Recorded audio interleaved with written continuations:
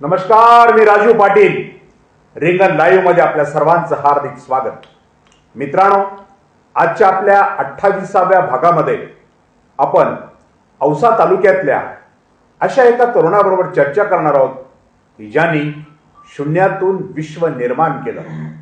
औसा तालुक्यातल्या शिवली सारख्या गावामध्ये ज्यांचा अत्यंत गरीब कुटुंबामध्ये जन्म झाला आणि गरिबी परिस्थितीवर मात करीत करीत ज्या तरुणानं गरुड झेप घेतली, अशा एका तरुणाची दैदिप्यमान कहाणी किंवा दैदिप्यमान प्रवास आपल्या सर्वांच्या समोर मांडण्याचा आजच्या कार्यक्रमाचा आपला हेतू आहे. तर ते आपले सर्वांचे परिचयाचे आणि ज्यांनी शून्यातून विश्व निर्माण केलं ते तुम्हा सगळ्यांच्या ओळखीचे श्री गोपाळ सुरवशे सर यांचं मी आमच्या स्टुडिओमध्ये हार्दिक स्वागत करतो आणि माझे सहकारी इलियासला विनंती करतो की त्यांनी आपल्या टीमच्या वतीनं गोपाळ सरांचं पुष्पगुच्छ देऊन स्वागत करावं. मित्रांनो, गोपाळ सुरवशे सर हे औसा तालुक्यातील शिवली या गावचे. खरं तर त्यांचं बालपण जरी शिवलीत गेलेलं असलं तरी तारुण्याचे असंख्य वर्ष ते औसा शहरामध्ये राहिले. मग एकीकडे शिक्षणाच्या माध्यमातून असेल, दुसरीकडे क्लासेसच्या माध्यमातून असेल, ट्युशन क्लासेसच्या माध्यमातून असेल किंवा इतर उद्योगांच्या माध्यमातून असेल, ते आपल्या सर्वांच्या समोर राहिलेत आणि गोपाळ सर म्हणून सर्वांना ते परिचित सुद्धा आहे. मित्रांनो, गोपाळ सरांचा प्रवास अत्यंत खडतर आहे. आज ते आपल्या सर्वांच्या समोर अगदी up to date coat jacket घालून बसले असले तरी त्यांच्या आयुष्यात त्यांनी वेचलेली जी दुःख आहेत ती अत्यंत भयानक आहे. परंतु ती दुःख उगाळत बसायची नाही, तर त्या दुःखावर मात करून प्रगतीचे पंख लावून आभाळात उडता येतं, हे आज आपण गोपाळ सुरवशे सरांच्याकडनं शिकायचं. सर, मी आपलं आमच्या स्टुडिओमध्ये हार्दिक असं स्वागत करतो आणि अभिनंदन करतो की काही वर्षापूर्वी एका छोट्याशा बंद खोलीमध्ये 25 विद्यार्थ्यांना घेऊन आपण त्यांना शिक्षण देत असल्याचं आम्ही पाहिलं होतं आणि आज आपण भारतीय विमा निगमचे गॅलेक्सी क्लब मेंबर अशा एका मोठ्या पोस्टवर काम करताय. तुमचं स्वतःचं भवितव्य तर तुम्ही घडवलं आहेच आहे, पण तुमच्यासोबत असंख्य मंडळींचं भविष्य तुम्ही घडवलं. सुरुवात करूया आपण तुमच्या बालपणापासून की तुम्ही वाढलात कुठे, वाढलात कसे, तुमचं गाव कसं, तुमचं घर कसं, तुमच्या आईवडिलांची परिस्थिती कशी, याविषयी जरा. नमस्कार सर्वांना. माझा सर, मी बालपणापासून खेडेगावामध्येच वाढलो. इयत्ता 1ली ते 5वीपर्यंत शिक्षण मी जिल्हा परिषद शाळा शिवली येथेच घेतलं. त्यानंतर 6वी, 7वी, 8वी, 10वीपर्यंत शिक्षण मी हनुमान विद्यालय शिवली येथे घेतलं. त्याचनंतर 11वी 12वीसाठी जेव्हा मी आजिम कॉलेजला ॲडमिशन घेतलं, बॅड लक असं की मी इकडं ॲडमिशन घेतलं आणि आईचं तिकडं निधन झालं. तिथून खडतर प्रवास अजून तिथून वाढत गेला. खडतर प्रवास बघा, परिस्थिती एवढी विचित्र असते की मी जेव्हा इयत्ता 8वीला गेलो त्यावेळेस आमची परिस्थिती खूप नाजूक असल्यामुळं मला शाळा सोडून द्यावी लागली आणि कामानिमित्त मला भिवंडीला, पुण्याला अशा अनेक ठिकाणी जावं लागलं आणि तिथे गेल्यानंतर काम शोधावं लागलं. खूप रोजगार कमी होता. मला आठवते साहेब त्यावेळेस की स्त्रियांना 25 रुपये रोजगार होता आणि पुरुषांना 50 रुपये असा रोजगार. आपण त्या विषयावर बोलणार आहोत. पहिल्यांदा तुम्ही शिवाजी सुरवसे यांचे चिरंजीव, शेषराव सुरवसे यांचे चिरंजीव, मला त्यांच्याविषयी सांगा. आईविषयाशी, वडिलांविषयी अगोदर सांगा. त्यांच्या विषयाला तुमच्या प्रवासात चर्चा आपण नंतर करू.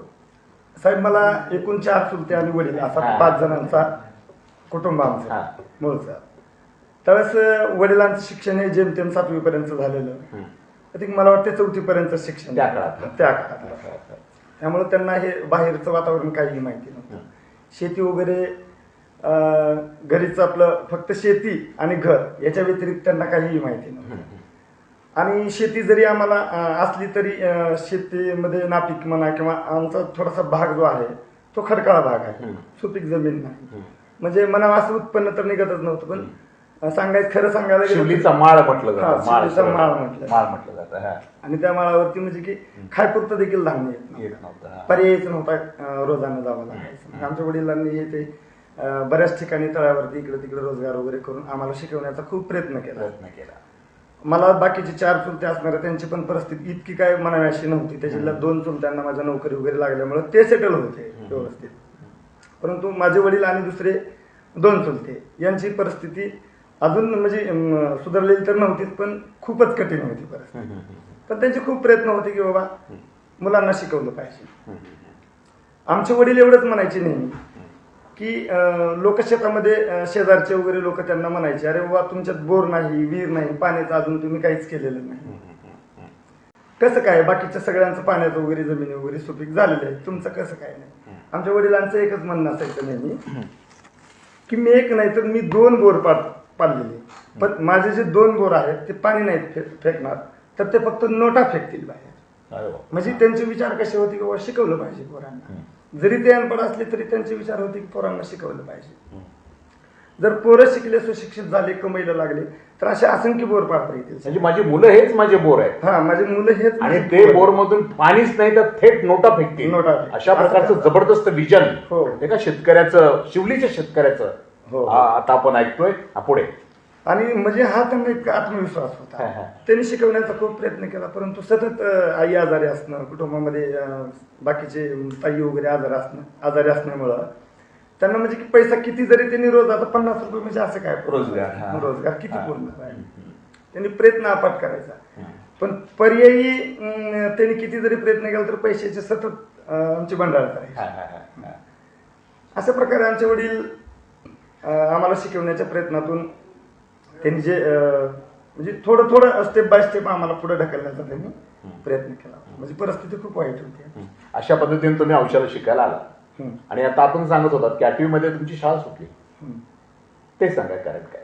8वी मध्ये शाळा सोडण्याचं खरं कारण शेवटच आहे की त्याच वेळेस माझ्या मोठ्या भावाला DL ला नंबर लागला होता रत्नागिरी. तो खूप वर्गामध्ये तो खूप हुशार होता, पण परिस्थिती साथच द्यायची.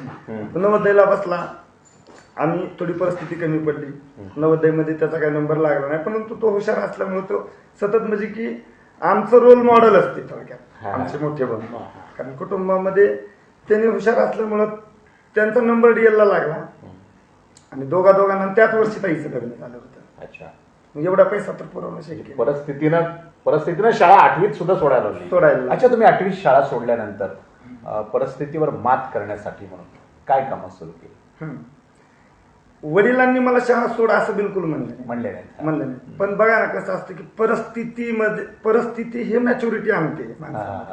परिस्थिती हे माणसामध्ये मॅच्युरिटी आणते. मग त्याला वयाची गरज नाही किंवा वयाची खरी गोष्ट. मग त्यावेळेस वडिलांनी किंवा भावांनी कुणीच मला शाळा सोडून दे असं बोलले नाही. परंतु मला जाणवलं होतं की आता जर मी पण शिकायला लागलो आणि माझे मोठे भाऊ पण शिकायला जर लागले तर शक्यच नाही दोघात शिक्षण, मग त्याला घरी बसावं लागेल. हे मी स्वतःहून निर्णय घेतला की बाबा आता आपण शाळा सोडली पाहिजे. काही का असताना वडिलांना थोडीफार मदत केली पाहिजे. त्याच पैशातून मग भावाचं शिक्षण वगैरे पूर्ण होईल, उदरनिर्वाह भागल, घर भागल, अशी परिस्थिती होती. 8वीला तुमचं वय असं किती असायचं? खूप लहानच होतं. मग त्या 8वी मध्ये तुम्ही काय पैसे कमवू शकणार होता? आई बरोबर मी त्यावेळेस आईला 25 रुपये रोजगार होता, परंतु मी 12.5 रुपये रोजगारानं ते खुरपायला वगैरे अर्ध्या रोजगारावर बरोबर खुरपायला शेतात तुम्ही जायचे त्या काळात? बिलकुल जायचं. आणि ते 12.5 रुपये मिळवायचे. 12.5 आणि हे सगळं कष्ट बाबासाठी करायचं? नाही, भावासाठी म्हणून नाही, ते सगळं पूर्ण परिस्थितीसाठी, फक्त भावासाठी असं. म्हणजे परिस्थितीवर मात करण्यासाठी. अच्छा, तुम्ही पहिल्यांदा म्हणजे 12.5 रुपयावरून तुम्ही तुमच्या आयुष्याची कमाई सुरू केली असं म्हणून. त्याला कमाई म्हणता येणार नाही खरं तर. तुम्ही कष्ट सुरू केले तिथं आईसोबत खुरपायला जाणे. त्यानंतर पुढे काय करत राहिला? मग नंतर मी इथंच गावामध्ये इकडे तिकडे रोजगार मिळायचा नाही. कुठं तर 4 दिवस रोजगार केला तर 8 दिवस रोजगार परत मिळायचा नाही. आणि मी लहान असल्यामुळे मला शक्यतो कोणी लावायचे नाही. पण ज्या लोकांना माहिती होती की बाबा हा लहान जरी असला तर काम करू शकतो, त्यावरून मला बोलवून त्यांनी कामाला घेऊन द्यायचे गावामध्ये. तिथं सुद्धा क्वालिटी होती? हो, तिथं सुद्धा क्वालिटी होती. कारण प्रामाणिकपणे काम करायचं. आणि सतत मनात एक भीती होती की आज जर आपण नाही काम केलं तर उद्या हा माणूस लावेल का आपल्याला, हा मालक लावेल का काम. मग तरी पण आता गरजा वाढल्या किंवा मला ती कमवायची थोडीशी सवय झाल्यामुळे आता मला जे मिळत होते 25 रुपये 50 रुपये हे कमी वाटायला लागले. म्हणून मी पर्याय काय शोधला की बाबा चला आता माझे मामा वगैरे तिकडे भिवंडीला राहत होते, ते पण तिथं काम करायचे, हमाली वगैरे करत होते. चला मग मामाकडे गेल्यानंतर तिथं काय काम लागलं म्हणजे 8वीच्या वर्गातून शाळा सुटल्यानंतर तुमचा प्रवास औसा ते भिवंडी पुन्हा सुरू झाला. अच्छा. औषध नाही, गाव ते गाव ते भिवंडी. शिंदे ते हा. भिवंडी. औषधाला अजून आलोच नव्हतं. हा. मग भिवंडीला गेल्याच्या नंतर मामा बरोबर 1-2 दिवस जायचं. मग पुन्हा मामाने मला तिथे एक भिवंडीमध्ये स्वागत ग्रीन स्टोअर म्हणून एक दुकान, तांदळाचं मोठं दुकान. अच्छा. पण तिथं मला वय कमी असल्यामुळं मालक म्हणजे असं वजत वगैरे काही कामाला लावायचे नाही. कुठं तर छोटं त्यांच्या ऑफिसमधलं पुन्हा त्यांचा हिशोब करणं हे कामाला व्हायचे. आणि मग मालकांचं असं म्हणणं होतं की तुम्ही यांना घराकडे घेऊन जा, हे करण्यापेक्षा माझ्याकडेच राहते. माझ्यात जर इथं राहिलं तरी इथे जेवणाची वगैरे सगळी सोय करतो राहण्याची. कारण दुसरे पण अजून मुलं होते तिकडे UP बिहारचे वगैरे, त्यांच्यासोबत राहायचं, त्यांना मदत करू लागायची. मग त्यांनी स्वयंपाक वगैरे हे बनवायचे. मग मला तिथं भांडे वगैरे घासावे लागायचे कारण स्वयंपाक वगैरे यायचा नाही आणि मी नवीन. भीतीपुटी त्यांनी जे सांगतील ते काम तिथे करावं. अच्छा. भिवंडीमध्ये गेल्यानंतर काय काय काम आपण करत राहील? भिवंडीमध्ये गेल्याच्या नंतर त्या स्वागत ग्रीन स्टोअरवर काही दिवस केलं. त्याच्यानंतर मग अजून पैसे कमवायचे. मग मामी बरोबर वगैरे सेंटरिंगचे आहे ते कामाला. सेंटरिंगची कामं केली, बिल्डिंग बांधकामाची. हो, फरशी बसवण्यासाठी हाताखाली राहून कामं वगैरे तिथे करायची. तर त्या टायमाला भिवंडीमध्ये मला 250 रुपये दिवसाला मिळत होते. एका दिवसाला 250 रुपये मिळायचे. तिथे की 50 रुपये शिवलीमध्ये म्हणजे गावात मिळत नव्हते, पण तिथे 250 रुपये मिळायचे. म्हणजे खूप पैसे शिल्लक राहायला लागले. एक वर्षभर केलं असं, 1 वर्ष 1.5 वर्ष. परत गावाकडे आलो. परत वडिलांना मदत म्हणून शेताकडली कामं इकडे तिकडे करत राहिलो. तेवढ्या 2 वर्षाच्या काळामध्ये माझ्या भावाचं D.Ed संपलं. ते परत आले. मग त्यांनी परत आल्याच्या नंतर म्हणजे माझा आणि शाळेचा आता संपर्क तुटला होता. बरोबर. म्हणजे मला पण वाटत नव्हतं की बाबा आता आपण परत शाळेत जाईल. म्हणजे काही दिशाच नव्हती पुढे. फक्त की रोजच्या रोज ताजा पैसा रोजगार करायचा आणि आपल्याला जिंदगी जगायची आहे, एवढंच माहिती होतं. परंतु भाऊ तिकडून आल्याच्या नंतर भावांनी निर्णय घेतला की बाबा त्याला परत शाळेत घातलं पाहिजे. माझ्या डोक्यात काहीच नव्हतं. मग शाळेत परत घातलं पाहिजे तर आता गॅप पडला 2 वर्षाचा. परत अडचणी यायला लागल्या शाळेमध्ये. मग आमचे जे मुख्याध्यापक होते त्यांनी नाही 2 वर्षाचा गॅप पडलाय, त्याला 1,500-2 हजार रुपये खर्च येतोय, गॅप सर्टिफिकेट काढावं लागतं. हे सुरू झालं. त्यावेळेस 1,500-2 हजार रुपये म्हणजे मोठी गोष्ट होती. मग आमच्या मोठ्या भावांनी आमच्या गावातले जे पावले सर आहेत त्यांना विनंती केली, कदम सरांना विनंती केली, बिराजदार सरांना विनंती केली आणि बाबा ह्याची इच्छा आहे शिकण्याची, तुम्ही घ्या परत. तरी पण साहेब आमचे म्हणजे मान्य करायला तयार नव्हते. मग परत त्या शिक्षकांनी मुख्याध्यापक साहेबांना विनंती केली की बाबा हा शिकायचं म्हणतोय तर आपण ह्याला एक संधी देऊया. म्हणून त्यांनी मला परत संधी दिली. 8वीत गेल्यानंतर माझं पूर्ण ते म्हणजे अभ्यास नसल्यामुळे वगैरे आता म्हणजे काहीच येईना गेलं मला. पण प्रयत्न करायचं म्हणलं, काय होईल ते होईल बघू म्हणलं. 10वी पास झालो तरी बस झालं, अशी एवढीच अपेक्षा होती. पण ते 2 वर्षाचा गॅप पडल्यामुळं आणि वय पुढे गेल्यामुळं अभ्यास आता छोटा वाटायला लागला. आणि मग मी अभ्यास म्हणजे वाढवला माझा अभ्यास आणि 65% पडले मला 10वीला. शिवलीच्याच हनुमान विद्यालयातून 65% मार्क्स घेतले. हो, त्यावेळेस मला वाटते 70 का काही 71% फर्स्ट होता. मग चांगले मार्क होते चांगले तुम्हाला. आणि पुढे मग तुम्ही तिथे 10वी पास झाल्यानंतर आपल्याला असं रोजगार करायचंय की शिक्षण घ्यायचंय, असं पैसेच कमवायचे का शिकायचं, असा विचार तुमच्या मनामध्ये काय काळात आला असेल? परत काय झालं साहेब की शिक्षणाची परत गोडी लागली. मी ते विसरून गेलो तिकडे काम विसरला. आता आपल्याला कॉलेजला गेलं पाहिजे. म्हणजे काय झालं 10वी पास झाल्यानंतर डोक्यात एकच होतं की कशासाठी पुढे शिक्षण घ्यायचंय किंवा नोकरीला लागायचंय नाही लागायचं हे काय डोक्यात नव्हतं. फक्त एवढंच होतं की कॉलेज लाईफ आपल्याला बघायची, कॉलेजला आपल्याला गेलं पाहिजे, कॉलेजलाच जायचं बस, बाकी कशासाठी वगैरे काय नाही, काय डोक्यात कॉलेजला जायचं ना आपल्याला कॉलेज लाईफ बघायची. पण परत ज्यावेळेस मी 11वीला ऍडमिशन घेतलं त्यावेळेस परत ते आई वारणं वगैरे हे परत एकदा अजून संघर्ष सुरू झाला. परत मी शाळा सोडून दिली. परत 11वीला भिवंडीला गेलो. म्हणजे 11वीत असताना तुमचे वारले. म्हणजे 11वीला ऍडमिशन इकडे घेतलं मी निघणार तेवढ्यात म्हणजे पाठीमागे त्यामुळे ते कॉलेज तिथंच तुम्ही सोडलं आणि पुन्हा तुमचा प्रवास भिवंडी, शिवली ते भिवंडी पुन्हा सुरू झाला. पुन्हा भिवंडीला गेल्यानंतर तुम्ही तिथं काय केलं? पुन्हा परत भिवंडीला गेल्यानंतर तुमच्यात बदल झाले होते. 10वी पास झाला होता, मोठे झाला होता. मग आमच्या गावातले माझे मित्रच आहेत भागवत डोरमारे वगैरे, हे विटाच्या गाडीवरती काम करत होते. अच्छा. भिवंडीहून वीट भरून मुंबईला जायची. घाटकोपरला दादरला इकडे तिकडे वीट जायची. मग आता पैशाची तर जास्त गरज होती. आता काम हार्ड केलं पाहिजे आपण, म्हणून मी विटाच्या गाडीवरती गेलो. 6 महिने विटाच्या गाडीवरती काम केलं. तिथं मला वाटते दिवसाला म्हणजे अंगावरचं काम असल्यामुळं कधी 800, कधी 1000, कधी 1200 असा रोजगार तिथं आम्हाला मिळाला. चांगला मिळायचा. परत पैसे थोडे जमा झाले माझ्याकडे, ते तसेच गावाकडे पाठवून द्यायचे, काय ठेवून द्यायचे.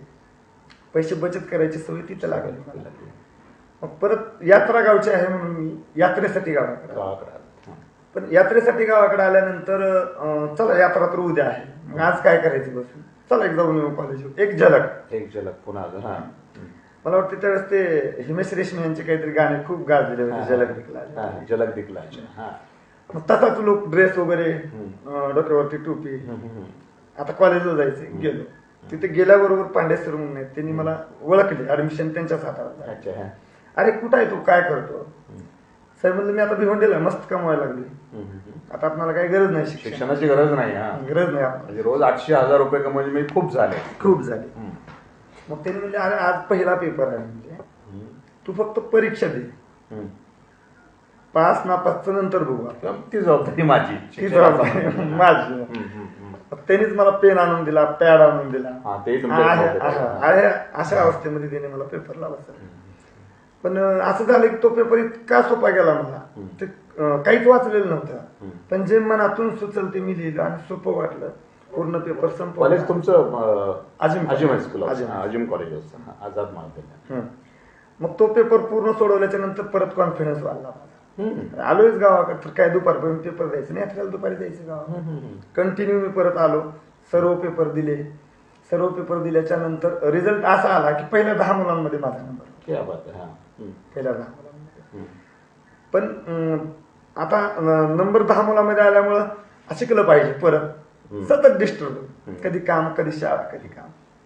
शिकलं पाहिजे. मग विचारायला चांगले मार्क्स पडते तर मी शिकलं पाहिजे, अशी भावना तुमच्या मनात पुन्हा आली. परत मी सगळ्यांना विचारायला सुरुवात केली, कुठले विषय घेतले पाहिजे, काय केलं पाहिजे. मग बऱ्याचशा मित्रांनी मला सांगितलं की तुम्ही संस्कृत घ्या, तुम्ही हा विषय घ्या, राज्यशास्त्र घ्या, तुम्ही सहकार घ्या. हे सगळे विषय त्यांनी सांगितले. पण तिथं असं होतं की जो 11वीला रेग्युलर विद्यार्थ्यांना कॉलेज केलेले आहे त्यांना संस्कृत मिळायचा विषय. मग मी संस्कृतच्या वर्गात जाऊन बसायचं. सरनी मला हजारे सरनी परत उठवायचं, बाहेर पाठवायचं. असं मी 27 वेळा मी जाऊन बसायचं, सरनी मला परत बाहेर पाठवायचं. मी परत बाहेर आलं की नीट यायचं, वहीवर एक अर्ज लिहायचा, प्रिन्सिपलला घेऊन द्यायचं, मला संस्कृत पाहिजे. मग हे 27 वेळा झाल्याच्या नंतर सर मी कंटाळून प्रिन्सिपलकडे मला सोबत आले, घेऊन गेले. म्हणजे 11वीला याचा विषय नव्हता हा संस्कृत. मी पूर्ण ग्रामर शिकवून झालेलं आहे, तर काय येणार आहे संस्कृत, त्याच्यामुळं माझ्याकडे तर ऍडमिशन यायचं शक्य नाही. मग प्रिन्सिपल साहेबांनी इच्छाच आहे ना त्याची, हो द्या नापास, चला द्या ऍडमिशन, देऊन टाका. ऍडमिशन घेतलं आणि एक जिद्द अशी निर्माण झाली की मला 91 मार्क पडले 100 पैकी संस्कृतला. 91 मार्क पडले. पहिल्या 3-4 मध्ये होतो मी. आणि इंग्रजी विषयाला मला कट्टाकट्टी पहिली म्हणजे त्यांनी एक टेस्ट घेतली होती. त्या टेस्टमध्ये मला कम्प्लीट 0 मार्क होते, एकही मार्क पडला. परत तिथं म्हणजे राग चिड निर्माण झाली, अरे आपल्याला 0 मार्क का पडले. मग जे आमचे सिद्दीकी सर होते माझे गुरु इंग्रजीचे, त्यांना भेटलं, सर मला 0 मार्क आहे. डोळ्यात पाणी, तू काही काळजी करू नको, 3 वाजता माझे फ्री क्लास आहेत म्हणजे कॉलेज सुटल्यानंतर, ग्रामर वगैरे आपण त्याच्यामध्ये तुझा कम्प्लीट करून घेऊ. मग तिथे एवढा अभ्यास झाला इंग्रजीचा की शेवटीचे जे 2 महिने आहेत त्या 2 महिन्यामध्ये कधी कधी सरला जर खूप कंटाळा आला तर सरच मला एवढं ग्रामरचं आहे तुम्ही घ्या म्हणजे माझा अभ्यास परफेक्ट झालो. मग कधी मध्ये मला सेमिनार तत्वावरती त्यांनी मला घ्यायला लावायचे क्लास, अजून कॉन्फिडन्स व्हायचा. म्हणजे स्टेज करत तिथून सुरुवात झाली मला वाढायला थोडं. 12वी कम्प्लीट झाली. मग ज्यावेळेस मी 11वी-12वीला होतो त्यावेळेस भैया माझा तिकडून डीएड होऊन आलेला होता. मग ते ना आता नोकरी लागेपर्यंत किंवा ते काही सीईटी वगैरे जे आहे मला वाटतं त्यावेळेस त्यांचा लास्ट सीईटी त्यांची झाली 2009ची. मग त्यावेळेस त्यांनी काय केलं की क्लास सुरू करून गेले औषधात. मग दत्ता मुदगल साहेब तुम्ही पाठीमागे राहत होता, त्यांच्या घरी एक छोट्या रूम मध्ये तिथे क्लासेस सुरुवात केली. मी 11वी-12वीला असताना त्यांच्याकडे जेमतेने एक 20-25 पोरं होते.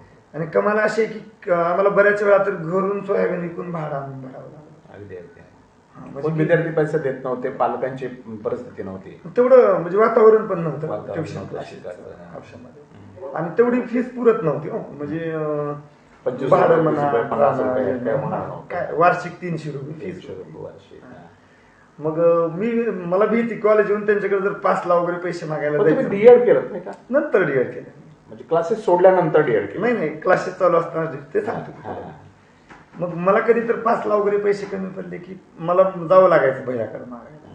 मला लाज वाटायची की बाबा कसं आपण मागावं, त्यांचं एवढे भागत जर नाही तर आपण त्याच्यात अजून 200-150 रुपये काहीतरी पास होता, ते कसं मागायला जायचं. आणि मी मागायला गेले की त्यांनी कंप्लेंट काय करायची, त्यांनी कंटाळलेले राहायचे. मग मला म्हणायचं गोपाळ एवढा एक तास घे, त्यांनी थोडं रिलॅक्स व्हायचे. मला ते क्लास घ्यायचं म्हणलं की भीती वाटायची विद्यार्थ्यांच्या समोर वगैरे जाऊन. मग त्यांनी कधी मध्ये मला क्लास घ्यायला लावायचं, मग मी ते क्लास घ्यायला लावते बाबा म्हणून तिकडे जायचं नाही. 2 वर्षाचा काळ जेव्हा त्यांचा गेला की तर माझी 11वी-12वी होती. माझी 12वी झाल्याच्या नंतर मला भैयाने विचारलं आता काय करायचं पुढे. माझ्या डोक्यात एकच, फक्त पोलीस व्हायचं. का तर माझे जेवढे कोणी अवतीभोवतीचे मित्र होते आम्ही दररोज व्यायामला वगैरे सकाळी जायचं. पोलीस मध्ये होते आणि ते एक लागत होते पोलीस भरतीमध्ये. माझे 1-2 वर्षांना पुढचे सिनियर आहे. मग ते डोक्यात एकच की बाबा पोलीस झालं पाहिजे आपण. पण गंमत अशी झाली की माझ्या भैयाने सांगितलं की बाबा तुला पोलीस भरतीच व्हायचं ना, मग यासाठी काय करावं लागते. जातो लातूरला म्हणलं आणि फाउंडेशन कोर्स वगैरे हे लावतो. मग बाबाने म्हणले बाबा तिथं जाऊन पैसे देऊन फाउंडेशनचा कोर्स वगैरे लावण्यापेक्षा तुला मी एक आयडिया देतो. त्यांनी म्हणले इथंच काय करायचं, म्हणजे 1ली, 2री, 3रीचे वर्ग शिकवायची. हेच सगळं गणित बुद्धिमत्ता हे सगळं पोलीस भरतीला येतं. त्याच्यामुळं अर्न अँड लर्न दोन्ही पण होते. कशाला पैसे खर्चायचे, इथंच तू घेत राहा ट्युशन. ते पटलं मला, कारण तिथं परत वार्षिक 7,000 काहीतरी फीस होती, ते देणं करणं हे एवढी परत शक्यच नव्हती. मग बरं आहे म्हणलं चालतंय, काय अडचण नाही. मग मी घ्यायला सुरुवात केलं 3री MTS वर्ग त्यांनी माझ्याकडे एक दिला. आणि त्यावेळेस 3री MTSला साहेब 31 मुलं माझे मेरिट आले होते. म्हणजे पूर्ण बॅचच्या बॅच सगळं खूप. मला आठवते जगताप सरांची मुलगी स्नेहा जगताप, संजय जगताप सरांची मुलगी, परत असं म्हणजे त्यांचा जो ग्रुप आहे सूर्यवंशी सर म्हणून, हे सगळेच मुलं पण मुळात हुशार होते आणि त्याला थोडंसं आपली साथ मिळाली आणि ते मेरिट आले. मग ते मेरिट आल्यानंतर नाव झालं मार्केटमध्ये. नाव कोण केलं तर ह्याच पालकांनी की बाबा हा कोणतरी आहे सरांचे क्लासेस चांगले आहेत, तिचं खूप चांगलं शिकवलं जातं, अशी चर्चा गावभरामध्ये शहरात सुरू झाली. तर तुमचं डीएड वर बोलतो आपण. मग ज्यावेळेस मी MTSला 31 मुलं वगैरे मेरिट आणले, त्याच्यानंतर मला पण कॉन्फिडन्स आला आणि पैसे मिळायला लागले. आणि त्याच 1-2 वर्षामध्ये माझ्या मोठ्या भावाला नोकरी लागली. जिल्हा परिषद शिक्षक म्हणून त्यांनी ह्याला जालन्याला त्यांनी लागले. मग अजून माझ्यावर जिम्मेदारी वाढली. आता ते पूर्ण त्यांनी घेणाऱ्या पण बॅच, माझ्या पण बॅच. आणि त्याच काळामध्ये सेमी हा पॅटर्न आपल्या आयुष्यामध्ये आला होता. सेमी पूर्वी नव्हतं, मराठी आणि इंग्लिश स्कूल वगैरे एवढंच होतं. मग त्यावेळेस मी पूर्ण जिम्मेदारी माझ्यावर घेतली आणि दुसरी 2 शिक्षक मला जोडीला घेतले. एक शिक्षक पगारी घेतले आणि एक पर्सेंटेजवरती घेतले. आणि सेमी हा विषय वाढवला, म्हणजे विज्ञान वाढवला विषय. आणि जे 1ली ते 7वी पर्यंतचे क्लास घ्यायचो ते आम्ही 10वी पर्यंत सुरू झालं. आणि त्याच्यामध्ये जे जोडीला माझे शिक्षक पवार सर वगैरे म्हणून होते, गुणाले मॅडम काही दिवस होत्या माझ्याकडे. मग ह्यांचा जो सपोर्ट मिळाला ते अजून खूप, म्हणजे आमचे सगळं म्हणजे 60-70% विद्यार्थी सगळेच म्हणजे आउट ऑफच राहिले. त्याच्यामुळे अजून एवढी प्रसिद्धी झाली की आमच्याकडं वर्गामध्ये बसायला जागा परत इतके क्लासेस तुमची विद्यार्थी संख्या वाढली. म्हणजे आमचे जेमतेम हॉल किती 50 मुलं बसतील एवढे हॉल होते. तिथं 60-70 आणि नको जरी म्हणलं तर ऍडमिशन पालक यायचे, एवढं काही करा ऍडजस्ट करून घ्या म्हणायचे. मग कित्येक वेळेला मुलांना बाहेर बसावं लागायचं दरवाजात वगैरे परिस्थिती झाली. मग हे सगळं चालू असताना मी ज्या रूमवरती राहत होतो, मला एक रूम पार्टनर होती फुलमाळे सर म्हणून. मग त्यांनी आलमलेला ज्यावेळेस ऍड पडली किंवा डीएडची, मग ते रूम पार्टनर असल्यामुळे डीएडचे शिक्षक होते ते सुनील आप्पाच्या कॉलेजवरती. मग त्यांनी म्हणलं सर तुम्ही तर ट्युशन घेता एवढं बघा, म्हणजे गंमत अशी की मी फक्त 12वीवर क्लासेस सुरू केले. मग तुम्ही डीएड का करत नाहीत, असं तुमचा एक फॉर्म भरून येते. साहेब म्हणलं आपल्याला चाललंय व्यवस्थित, उगत चालू द्या म्हणलं, BA वगैरे चाललंय माझं. करतो बी वगैरे. नाही ना, तुमचा फॉर्म भरला फॉर्म, माझा नंबर पण लागला. आणि मग मी हे क्लासेस करत करत सकाळी 6 ते 9 पर्यंत क्लासेस घ्यायचे. 9 ते 9:30च्या दरम्यान जेवण वगैरे माझं उरकायचं आणि लगेच मी 10 वाजता कॉलेजला जायचं आलं. परत कॉलेज पूर्ण करायचं, 4 वाजता परत पळत यायचं, संध्याकाळचे Classes 7-8 पर्यंत परत क्लासेस घ्यायचे. म्हणजे इतकं बिझी शेड्यूल झालं. आणि त्याच्यातून पैसा पण यायला लागला, शिक्षण पण पूर्ण व्हायला आणि पैसा पण यायला लागला. दोन्ही गोष्टी व्हायला लागल्या. मग ते झाल्याच्या नंतर परत मग मी इकडे माझं मुक्त विद्यापीठात तर चालूच होतं, first year, second year, third year, असा हे माझा प्रवास झाला. आता मग हे एज्युकेशनल लाईन तुमची, मग ती क्लासेसच्या माध्यमातून असेल, डीएडच्या माध्यमातून असेल, हे एकदम सोडून तुम्ही LIC ऑफ इंडिया हा जगण्याचा मार्ग कसा निवडला? साहेब काय झालं की 2019ला ज्यावेळेस कोविडचा आमच्यावरती सर्वांवरतीच संकट आला आणि क्लासेस मधला एक 3 वर्षापूर्वीची गोष्ट, 3 वर्षापूर्वी. त्याच्यातून मला एक सांगायचं राहून गेलं की माझ्याकडे कित्येक विद्यार्थी असे होते की परिस्थिती मी भोगलेली असल्यामुळं मला माहिती होती की विद्यार्थ्यांची परिस्थिती खूप बिकट असते. खेड्यातून वगैरे जे आलेले त्यांचे सगळं मला येऊन सांगायचे. त्यांनी कित्येक जणांच्या फीस वगैरे घ्यायच्या नाही, त्याला फ्री शिकवायचं. म्हणजे क्लासेस मधून मी एवढं काय असं कमवलं होतं अशातला भाग, जेमतेमच होतं. आणि कोरोना काळामध्ये क्लिअर बंदच करावं लागेल, म्हणजे खायचे वांदे झाले तिथे सगळ्यांचेच आमचे. मग 1 वर्ष वाट बघितली, परत पुढच्या वर्षी तेच परिस्थिती, परत त्याच्या पुढच्या वर्षी ही तशीच परिस्थिती. मग हे नेमकं लक्षातच यायला तयार नाही की बाबा हे परिस्थिती कधी हे होणार आहे. ते 1-2-1.5 वर्ष मी वाट बघितली. एवढ्यामध्ये माझे जे गुरु आहेत LIC मधले, गरड बिभीषण साहेब, ते माझ्या गावापासून 4 किलोमीटरवरती त्यांचं गाव, टाका ना, बिरवली. मग यांची माझ्या मित्राच्या माध्यमानं योगायोगानं आमची भेट झाली. आता मला काही ना काही तर करणं गरजेचं मला पर्याय आता बसून चालणार. किती दिवस बसून भाडं द्यायचं किंवा हे सगळं आपण जे खर्च करून ठेवलेला आहे, बरोबर, किती दिवस असं चालायचं. मग गरड साहेबांची भेट झाली. गरड साहेबांनी मला हा पूर्ण समजून सांगितला विषय, सर अगदी तुमच्या ट्युशनशीच निगडीत हा व्यवसाय आहे.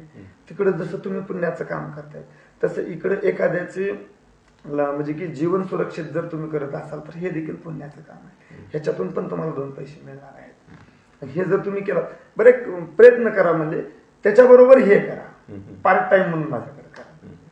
साधारण कधी जॉईन केलं तुम्ही LIC? 3 वर्ष झाले साहेब, 28 जुलैला. 28 जुलैला 3 वर्ष. तर मग त्यांनी मला समजावून सांगितले, तरी पण माझी इच्छा होत नव्हती इकडं येण्याची. खूप दिवस मी ह्याच्यामध्ये 4-5 महिने घालवले. फक्त की एक्झाम दिली, पास झालो, पण करावं असं वाटत नव्हतं. मनातून आपली इच्छा काय होती की बाबा शिक्षकी पेशा. आता हे बी जर बंद पडलं, इकडे जर गेलो सगळंच बंद पडलं, तर मग परत करायचं काय, हा प्रश्न होता. मग हळूहळू साहेबांनी मला ट्रेनिंग जॉईन करायला लावल्या. दिल्लीचे कदम रजा म्हणून आमचे जे ट्रेनर आहेत त्यांच्या ट्रेनिंग जॉईन करायला लावले.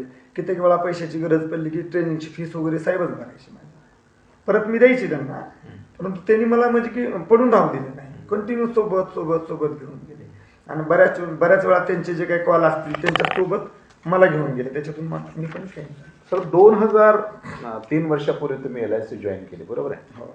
आणि 2021 साली म्हणजे 3000 वर्षापूर्वी पहिल्याच वर्षी MDRTचा $1 मिलियन राऊंड टेबल पुरस्कार तुम्हाला मिळाला. कसं शक्य झालं साहेब? बघा ना, ज्यावेळेस आपण कष्ट प्रामाणिकपणे करतो कुठलंही, मग ते अगदी लोकांची तर रोजानं जरी जायची वेळ आली तर तिथे कष्ट हे प्रामाणिकपणे करावं. पहिल्यांदा हे सांगा की हा पुरस्कार काय आहे, त्यासाठी काम काय केलं पाहिजे आणि तुम्ही ते किती केलं. म्हणजे आज तुम्हाला लोकांच्या समोर एक प्रेरणा म्हणून जायचं आहे की तुमचा इतिहास आतापर्यंत आपण ऐकला, पण आतापासून लोकांनी, तरुणांनी तुमच्याकडून प्रेरणा घ्यावी आणि आपल्या नव्या आयुष्याला सुरुवात करावी असे विचार आपण आज लोकांना देणार आहोत.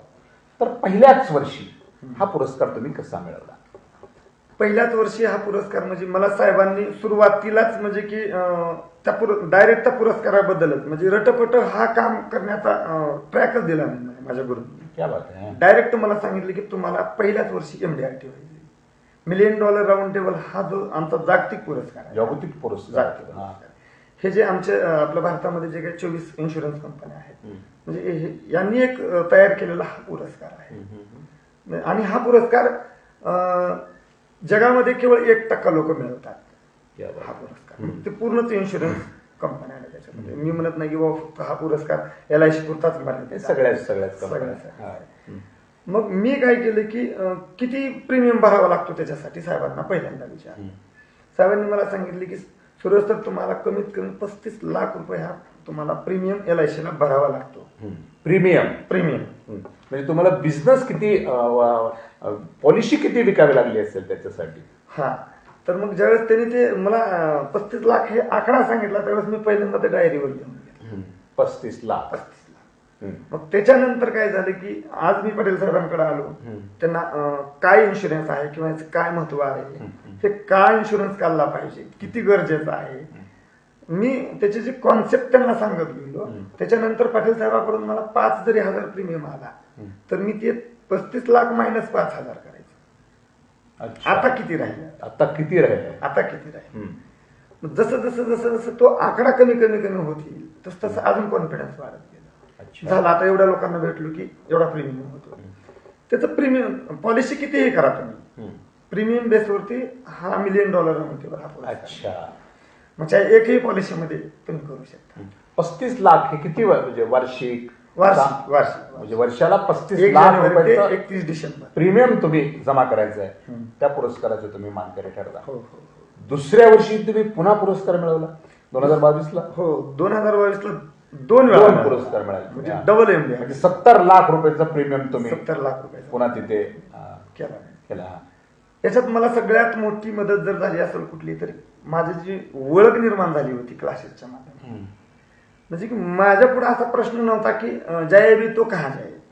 सकाळी उठल्यानंतर आमच्या प्रत्येक विमा प्रतिनिधींना हाच प्रश्न असतो, कुणाला भेटायचं. माझ्या पुढे हा प्रश्न नव्हता. हे पालकांच्या ओळखीचा फायदा झाला. पालकांच्या ओळखीचा फायदा. प्रॉस्पेक्ट लिस्ट माझ्याकडे खूप मोठी. चला आपण थोडीशी सुरुवात वेगळी करू.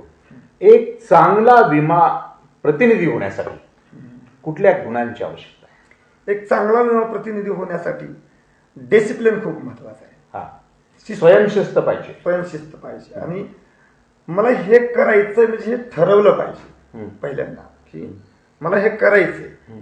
ते ज्यावेळेस तुम्ही ठरवतात त्यावेळेस तुम्हाला ऑटोमॅटिक म्हणजे की झोप नाही येणार तुम्हाला. तुम्ही बरोबर 5 ला 4 ला तुम्हाला ते जाग होणार म्हणजे होणार.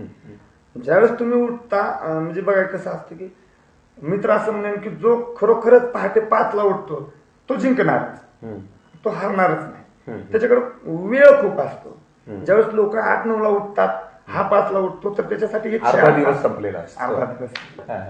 हे 4-5 तास जे आहेत उठून बसल्यानंतर काही ना काही माणूस विचार करतो, काहीतरी केलं पाहिजे, याला भेटलं पाहिजे, त्याला डायरी तर वाचन तर करतो, काहीतरी फेसबुक तर बघतो, व्हॉट्सअपवरचे काही लेख असतील तो तरी वाचतो. हे काही ना काही पण एक 4 तास त्याला एक्स्ट्रा मिळतात. अच्छा. 70 लाख रुपये प्रीमियम तुम्ही वार्षिक 2022 मध्ये कलेक्ट केला आणि 2 पुरस्कार मिळवले, बरोबर. तर तुमचं पुढचं ध्येय काय? तर साहेब LIC मधला प्रीमियम बेसवरचा जो सर्वोच्च पुरस्कार आहे, top of the table, top of TOT. स्वप्न तर माझं असं आहे की याच वर्षी मला पूर्ण करायचं आहे. क्या बात आहे. आता MDRTच्या पुढे एक COT म्हणून असतो, फोर्थ ऑफ द टेबल. 3 वेळा त्याला MDRT व्हावं लागतं 1 वर्ष. आता माझं जवळजवळ दुसरं MDRTच्या जवळ आहे, 8-10 दिवसामध्ये होऊन जाईल.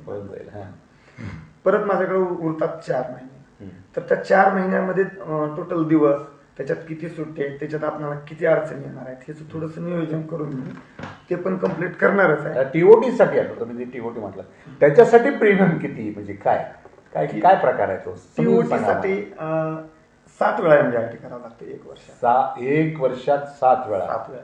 अच्छा. 7-21 साधारण 2.25 कोटी ते 2.5 कोटी रुपयाचा प्रीमियम द्यावा लागतो. हे सगळं तुम्ही औसा तालुक्यात कलेक्ट करता? नाही साहेब, असं काही नाही. हे सांग. औसात म्हणून नाही. माझं दररोजचं एक रुटीन ठरलेलं असतं की मी घरून निघाल्यानंतर थेट औषधाला येत नाही, डायरेक्ट मी कम्प्लीट कधी आमच्या गावाच्या शेजारचे जे गाव आहेत, मेंढा असेल, भुगी, नेत्री, हो, कोंड, भेटा, बोरगाव, बहादा, असं करत करत यायला मला कधी कधी 1.5-2 तास. तुमचं कार्यक्षेत्र साधारणपणे कुठे आहे सध्या? 2 जिल्ह्यात आहे की लातूर जिल्ह्यात आहे? नाही, पूर्ण लातूर जिल्ह्यात राहायचं आहे, पण मी पुण्यामध्ये पण काम करतो. परत मुंबईला वगैरे जे आपले ओळखीचे मित्र सॉफ्टवेअर इंजिनियर हे जे आहेत, म्हणजे कार्यक्षेत्र वगैरे काय नाही की संपूर्ण महाराष्ट्र कुठेही मला जिथे जिथे तुम्हाला संधी मिळेल तिथं. मी कधी कधी आता माझा भैया तिकडं गेवराईला राहतो. मी जाता येतात त्या रूटवरचे जे गेवराई वगैरे गाव आहेत, समजा गेवराई म्हणा, कुंतलगिरी, थांबत जाताना ओळखी पाळखी करत तिकडले पण प्रेमी आहेत माझे, औरंगाबादचे तिकडे कवठे महाकाळकडे पार कोल्हापूर पर्यंत आहे. हा, इकडे कर्नाटक साईडला, या साईडला मात्र म्हणजे मला जमलं नाही कधी. अच्छा, दक्षिणेला तुम्हाला दक्षिण भारतात जाता आलं नाही. अच्छा, मग आता तुम्ही एवढे मोठे, आता सध्या 2 पुरस्कार म्हणजे 70 लाख रुपयाचं प्रीमियम तुम्ही जमा करता LIC कडे. तुमच्या अर्थकारणाची सध्या काय परिस्थिती आहे? आता माझ्या अर्थकारणाची जर परिस्थिती बघितली तर सर, जे पूर्वीचे जे काही खड्डे पडलेले होते, आईचा दवाखाना म्हणा, पण आमचा शिक्षणाचा खर्च म्हणा, किंवा पूर्वीपासूनचे जे पूर्ण खड्डे, आता आम्ही म्हणजे की आज रोजी आमच्यावर देणं कोणाचं नाही. देणं होतं पूर्वी होतं. राहण्यासाठी व्यवस्थित घर नव्हतं, जेमतेम आपल्याकडे एक 2 व्हीलर वगैरे होती. त्याची बांधकाम झालं, घराचं आता चालू आहे माझं घराचं बांधकाम. परत घर बांधताय का बंगला बांधताय? नाही, मी घरच बांधतो. घरच बांधताय. बंगला. तुम्ही सुरुवातीला 2 व्हीलर फिरत होते. हो. आता तुमच्याकडे छान गाडी दिसते मला. हो. खुलेपणाने सांगा, लोकांना हे शिकलं पाहिजे की आता माझं चांगलं उत्पन्न झालंय, हे लोकांना सांगा. नाही, आहे आता व्यवस्थित उत्पन्न. मी इकडे LICत आलं तसं मी माझ्याकडे तुम्ही म्हणल्याप्रमाणे 4 व्हीलर पण आहे, घराचं वगैरे चांगलं बांधकाम करतोय. आता परिस्थिती आमची एकदम बेस्ट आहे. आणि म्हणजे की मला सगळ्यात चीड जर कोणती साहेब तर गरिबीची. सगळ्यात मोठी चीड गरिबीची. मी असं म्हणेन की तरुणांना की बाबा, गरिबी तुमच्या वाट्याला येऊ देऊ नका. गरिबीच्या वेळेचं जे दुःख असतं किंवा जे तुम्हाला जे काय म्हणतो आपण की जे टोचणं तुम्हाला मिळतं, वेदना जे आहे, त्या वेदना कुणालाही येऊ. मग त्याच्यासाठी एकच तुमच्या पुढे पर्याय आहे, पैसा कमवला पाहिजे. त्याच्याशिवाय पर्याय दुसरा काहीच नाही. मग बरं, त्याच्यासाठी माध्यम, मग शिक्षणाच्या माध्यमातून करा, बिझनेसच्या माध्यमातून हे करा. जिद्द न सोडता जर त्यांनी म्हणजे की बघा, कधी कधी काय होतं की आपण फक्त नाईट ड्रीमर आणि डे ड्रीमर असे 2 प्रकार आहेत. संध्याकाळी झोपलं की रात्रभर स्वप्न बघतात की मला हे करायचं, मला ते करायचं, असं करायचं. ज्यावेळेस उठतात आणि बाहेर निघतात त्यावेळेस रात्रीचे सगळे स्वप्न विसरून जातात. म्हणजे तुम्हाला काय करायचंय हे सुरुवातीला तुम्ही दिवसाचे स्वप्न पहा आणि फिक्स करून टाका. आणि तुम्ही जे स्वप्न, जसं की मला एक 50 लाखाची कार घ्यायची, हे स्वप्न तुम्ही ठरवलं, सांगत सुद्धा तुम्ही सगळ्यांना, मी 50 लाखाची गाडी घेणार आहे, 50 लाखाची गाडी घेणार. लोक भलं तुम्हाला नावं ठेवू द्या, काही फरक पडत. सर, अवघ्या 3च वर्षापूर्वी तुमच्याकडे 2 व्हीलर होती, साधा पॅन्ट शर्ट होता. आता 4 व्हीलर, सूट बूट, हे तुमच्यामध्ये आता बदल झालाय. सगळा औसा पाहतो, हे सगळे माझे आमचे प्रेक्षक हे पाहतात. तुमच्या वडिलांच्या मध्ये काय बदल झाला?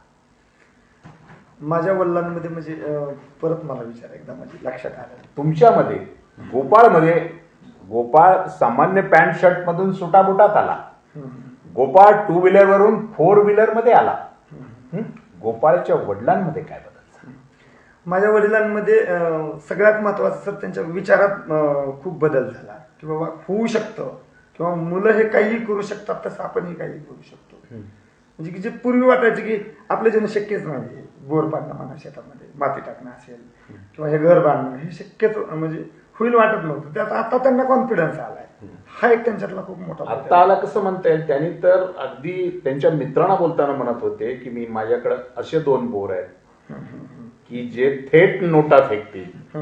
तो कॉन्फिडन्स आज आला, कसं म्हणता येईल गोपाळ? नाही, त्यावेळेस तर त्यांना होतात कॉन्फिडन्स. मधला जो काळ आमचा, जे आई आजारी असणं किंवा जे पूर्ण ढासाळी होती आमची परिस्थिती, त्यावेळेस त्यांचा थोडा कॉन्फिडन्स लूज झाला. आता किती लोकांचं कुटुंब तुमचं? आता मी, माझा मोठा भाऊ, त्याला 2 मुलं आहेत, 1 मुलगा मुलगी, मलाही 1 मुलगा मुलगी आणि वडील. अच्छा, आपलं लग्न किती साली झालं? 2010 साली झालं. म्हणजे माझ्या वयाच्या करेक्ट 21व्या वर्षी लग्न झालं. आपल्या पत्नी कुठल्या गावच्या? गुळखेडावर. त्यांचं शिक्षण किती? त्यांचे 10वी आहे शिक्षण. त्यांना काय वाटतं या बदलाबद्दल, आता तुमच्यात झालेल्या बदलाबद्दल? नाही, माझं लग्नच असं झालं होतं की माझे क्लासेस वगैरे चालू होते. कहाणी होती लग्नाची भेट? लग्नाची एक कहाणी होती का सहज झालं नाही होतं? नाही कहाणी नव्हती. हा. लग्न माझं हे म्हणजे बऱ्यापैकीच होतं त्यावेळेस, क्लासेस वगैरे हे चालू होतं, त्याच्यामुळे त्यांना मागची परिस्थिती गुरुजी आहेत, गुरुजी बरोबर आपल्या मुलीचं लग्न होत आहे. ही भावना त्या काळात ही होती. त्यांची भावना. हा, हा, हा, हा. एवढंच. आता तुमच्या LICच्या कामामध्ये तुमच्या पत्नीचं योगदान काय? खूप आहे सर. काय? खूप सगळ्यात जास्त योगदान तर पत्नीचंच आहे. हा, हा.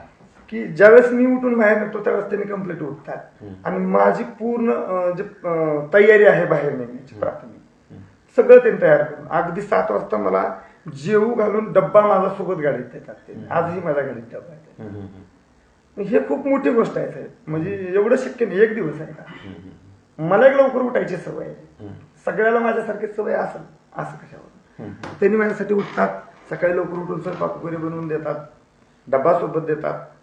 परत मला आज जर जायचं पाटील साहेबाकडे म्हटलं, म्हणजे आजचीच कहाणी सांगतो, तर त्यांनी आज मला लवकर उठून माझी पूर्ण तयारी म्हणजे माझे ड्रेस असतील मला ज्या ठिकाणी जे वस्तू हवी असते त्यावेळेस ती पटकून म्हणजे मला इकडे तिकडे हुडकीत फिरायची गरज पडू देत अच्छा, नाही. अच्छा. करेक्ट तिथं आणून ठेवतात बरोबर.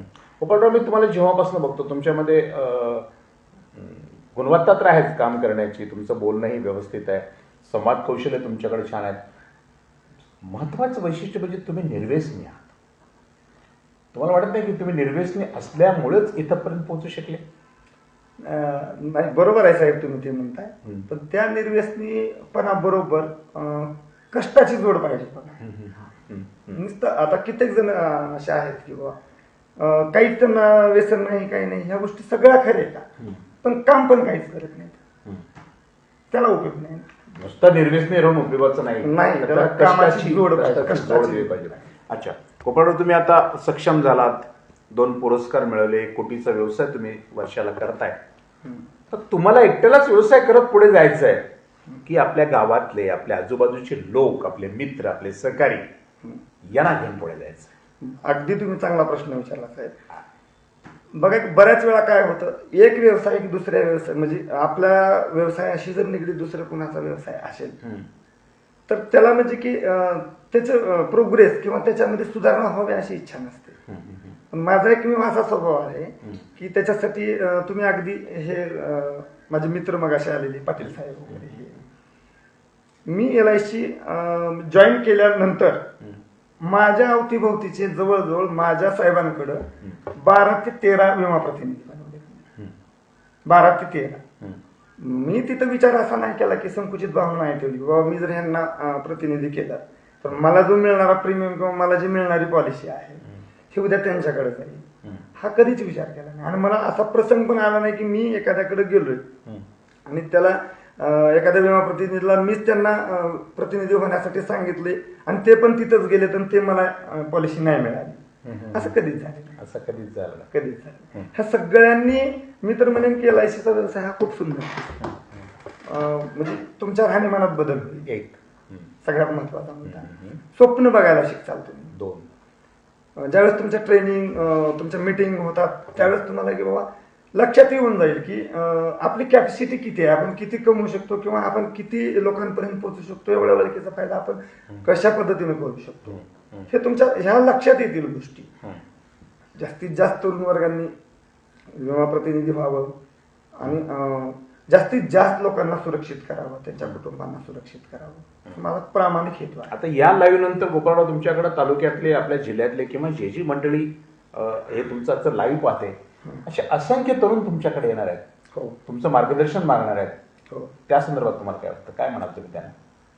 अगदी मी त्यांना प्रामाणिकपणे त्यांना मार्गदर्शन करेन आणि त्यांना सांगेन की बाबा हा व्यवसाय का करावा, ह्याच्यातून तुम्ही अनेक लोकांचं जीवन सुरक्षित कसं करणार आहे, तुम्ही ह्याच्यातून तुम्हाला काय पुण्य लागणार आहे आणि ह्याच्यातून तुम्हाला पैसा सुद्धा कसा मिळणार आहे, हे अगदी प्रामाणिकपणे. गोपाळराव, तुम्ही आता गॅलेक्सी क्लब मेंबर जरी असले तरी प्रत्यक्षात विमा अधिकारी हे काय बिल तुमच्या पाठीशी अजून लागलेलं नाही. म्हणजे तुम्ही आज अधिकारी नाही, नाही तुम्ही क्लब मेंबर आहात पण विमा एजंटच आहात. हो बिलकुल, हो बरोबर आहे. हो. अधिकारी होण्यासाठी काय तुम्हाला काय करायचं आहे? नाही, अधिकारी व्हायचंच नाही सर मला. अधिकारी का व्हायचं नाही, जर मी अधिकारी झालो तर मला फिक्स तेवढाच पगार मिळेल. हा हा हा भले मला 2 लाख पगार असेल पण तेवढाच असेल. तुम्हाला तिथं अडकून पडायचं नाही, अधिकारी अडकून पडायचं, विमा एजंटच राहायचंय विमा एजंटच नाही. आणि सर्वोच्च पुरस्कार मिळवायचा सर्वोच्च पुरस्कार. आहे. कारण मला ते म्हणजे की स्पेसिफिक तेवढ्या म्हणजे तेवढ्या सर्कलमध्ये काम करायचं नाही. अच्छा अच्छा अच्छा. मला बाहेर पडून अजून खूप प्रसिद्ध व्हायचंय, अजून खूप म्हणजे खूप लोकांपर्यंत पोहोचायचं. एक एजंट म्हणूनच आयुष्याचं हो, शेवटचं हो, ध्येय हो. गाठायचं तुम्हाला. अधिकारी वगैरे होऊन टेबल खुर्चीत काय बसायचं नाही अजून. नाही. अजून असंच तुम्हाला गावोगाव घरोघर फिरायचं आहे. बिलकुल बिलकुल. हा. कारण आता ते शरीराला माझ्या तशी सवय झाली सवय आणि आता झाली. जर मला बसायचं काम लागलं तर मग मी त्याच्यात रमणार नाही. हा, हा, हा, हा. मला तुमच्याशी त्यांच्याशी असं इतरांशी सातत्यानं बोललं पाहिजे. बोललं पाहिजे, गेलं पाहिजे, त्यांच्यामध्ये मिळून मिसळून हा. राहील. हा स्वभाव झाला. एखाद्या दिवशी जर शनिवार रविवारची सुट्टी आली तर मला घरी बसून करमत नाही. उगा का आपण औषध एक चक्कर करावी. आजचा दिवस माझा कसा जाईल, हा, असं तुम्हाला वाटतं. काल काय केलं हे मी विचार करत नाही. काल किती कमवले, आजचा दिवस माझा कसा गेला, किंवा आज मी म्हणजे माझ्या पोटापुरतं तरी कमवलं का, हा सतत विचार करतो. सातत्यानं आपले तरुण, आपण सगळेजण असतो, आम्ही पत्रकार मंडळी किंवा सगळेजण सातत्याने एक ओरड करत असतो की बेकारी हटली पाहिजे, सुशिक्षित बेरोजगारांना काम मिळालं पाहिजे, सुशिक्षित बेरोजगार अडचणीत आहेत, हे सातत्यानं आपण म्हणत राहतो. गोपाळराव, पण सुशिक्षित बेरोजगारानं जर ठरवलं की मला आता बेरोजगार राहायचं नाही, तर त्यांना शक्य होऊ शकतं? बिलकुल शक्य होऊ शकतं. यावर बोला. तुमच्या हातामध्ये जे बी काही काम मिळेल हा. सुरुवात करा. हा. विचार नका करत बसू. म्हणजे की कृती करा त्याच्यावर.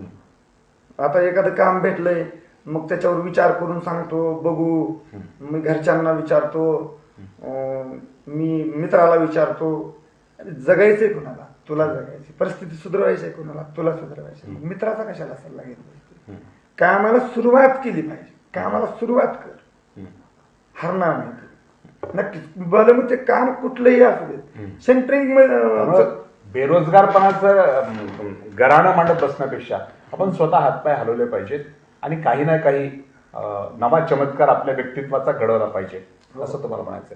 गोपाळराव, तुम्ही खूप सिनेमे बघत होता म्हणून कळलं मला. छंद होता सिनेमांचा, गाण्याचाही तुम्हाला छंद होता. गाण्याचा एवढा नव्हता, पण मूवीज बघत होतो. आणि तुमच्या मित्रांबरोबर बोलताना तुम्ही सिनेमात जाऊन हिरो व्हायचं सुद्धा म्हणत होता. हो, आठवतं तुम्हाला? हो, आठवतंय. आठवतंय. याविषयी बोला. 2015-16ला विश्वविधाता या सिनेमामध्ये एक माझा छोटासा रोल पण होता. हो, मी केलेला आहे पण त्याच्यामध्ये. पण मला आठवते की त्याच काळामध्ये हा जो सैराट वगैरे हे काही जे मूवीज आले होते, त्याच्यामुळे तो आमचा जो मूवीज होता तो श्री दत्त महाराजांवरती होता, म्हणजे देवाचं पिक्चर होतं. आणि त्यावेळेस हे पिक्चर रिलीज झालेले होते. त्याच्यामुळे तो सिनेमा एवढा काय आमचा चालला नाही. तो आजमावून बघायचं म्हणून मी त्याच्यामध्ये गेलो. म्हणजे काय असतं हे, त्याच्यात की मला हिरोच व्हायचंय असं किंवा मला त्याच्यात करिअर करायचं, हा हेतू बिलकुल. पण तू कलेचा छंद आहे तुम्हाला. मग तो संगीत कला असेल, नाट्यकला असेल किंवा सिनेमाची कला असेल. मला हे सांगा की माणूस घडत असताना आपल्या डोळ्यासमोर एखादं व्यक्तित्व ठेवून घडतो. तुमचा आदर्श कोण आहे? माझा एकच आदर्श, ते म्हणजे माझा मोठा भाऊ. आणि त्याच्यानंतर जर दुसरा कोण असेल तर माझे गरड साहेब, माझे गुरु. कारण सतत हे मोटिवेट राहतात स्वतःच, सतत मोटिवेट. म्हणजे की त्यांच्याकडे किती जरी आपण डिमोटिवेट झालो आणि 5 मिनिटाची किंवा चलतीवर चहापुरती जरी भेट झाली तर अख्खा दिवस अजून म्हणजे की ऊर्जा निर्माण होते आपल्याला. ते मुळातच काय या दोघांच्या व्यक्तित्वामध्ये असं काय, म्हणजे कशी ऊर्जा आहे, थोडं सविस्तर सांगा ना. गरड साहेबाबद्दल जर बोलायचं तर किती जरी थकलेले असतील, मला आठवतंय पाठीमागं पुण्याला जाऊन त्यांनी आल्याबरोबर त्यांना परत इकडे औरंगाबादला जावं लागलं, परत रिटर्न येऊन हैदराबादला वगैरे जावं लागलं. मग एवढं झाल्याच्या नंतर माझी दुसऱ्या दिवशी भेट झाली होती. साहेबाच्या अंगामध्ये पूर्णपणे कणकणी होती. पण त्यांनी म्हणजे की त्यांच्यात एक असं गुण आहे की ते पुढच्यांना दिसूच देत नाहीत की मला काय त्रास व्हायला, काय वेदना आहेत त्या, आत काय देत नाहीत, हे दिसूच देत नाहीत. सतत त्यांचा चेहरा असा फ्रेश, हसरा, आणि की पुढच्यांना वाटणार नाही की बाबा हे सर आज थकले. हा जो त्यांचा स्वभाव आहे, हे जे त्यांचं दिसणं आहे, याच्यामध्येच आपण ऑटोमॅटिकली चार्ज होतो. आणि तुमच्या बंधूच्या संदर्भात काय सांगा? आमच्या बंधूचा स्वभाव जर बघितला तरी माझे इतका असा एवढा बोलका नाही, पण कामाच्या कुठलंही काम हातात घेतलं की इतकं तंतोतंत की जाऊ द्या काय होईल असं नाही.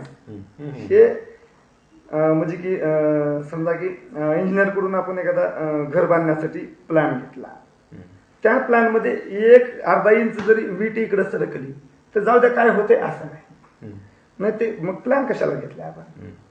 एवढे आपण पैसे खर्चून इंजिनियरला एवढे पैसे देऊन हा जो प्लॅन घेतलाय 1 इंच वीट बाहेर घेण्यासाठी घेतलाय का नाही ना. तर तिथंच पाहिजे तंतोतंत म्हणजे की असं लावलीच्यावर काम नाही त्यांचं करायचं तर ते वेळ जाय ना पण ते परिपूर्णच करणार. साधं उदाहरण सांगतो की आपल्या घरामध्ये जर एखादा बोर्डचं लाईट कनेक्शन एखादं लूज असेल किंवा वायर तुटल्या आपल्याला जोडायचे आपण बाकी सगळेजण काय करतो की कसं तरी काम भागवायचं बघतो. ते तसं नाही ते काम हे गुणवत्तापूर्ण झालं पाहिजे. गुणवत्तापूर्ण झालं आणि पुन्हा त्यात बदल होऊ नये अडचण येऊ नये असा त्यांचा स्वभाव आहे. हा सगळा प्रवास आपण करत असताना तुमचं जे गाव आहे शिवली खरं म्हणजे माळ आणि शिवली तर शिवलीचा माळ किंवा गाव पण शिवली बिरवली पलीकडचं माळावरचाच भाग म्हणजे शिवलीचं काय फेमस आहे.